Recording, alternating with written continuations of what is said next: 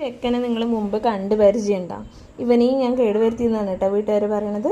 കാരണം നമ്മൾ എവിടെയെങ്കിലും നിന്നിട്ട് നമ്മൾ ജസ്റ്റ് കൈ കാണിച്ചു കഴിഞ്ഞാൽ കൈയിട്ട് അടിക്കുക, പിടിച്ച് കടിക്കുക, നക്കുക, അമ്മാരത്തെ പരിപാടി മാത്രമേ ഉണ്ടായിരുന്നു. നമുക്ക് പിടിക്കാൻ കിട്ടില്ലായിരുന്നു. പക്ഷെ ഇത് ഞങ്ങളുടെ വീട്ടിൽ വന്ന് കയറി തുടക്കണേ അവനും ചീത്തയായിട്ടാ. ഇപ്പം അവന് ഞങ്ങൾ എങ്ങനെ എന്തൊക്കെ വേണമെങ്കിലും ചെയ്യും. ഇല്ലടാ, കടിച്ചു നോക്ക്.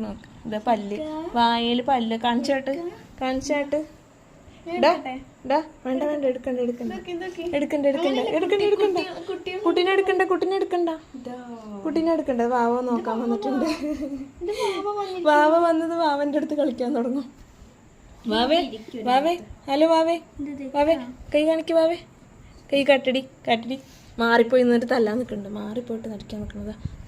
അടിച്ച് ഞാന് വാവനെ ഞാൻ വാവന്റെ മണ്ടയ്ക്ക് അവനെ അച്ചിട്ട് അവനെ ഇട്ടൊന്ന് നോക്കട്ടെ.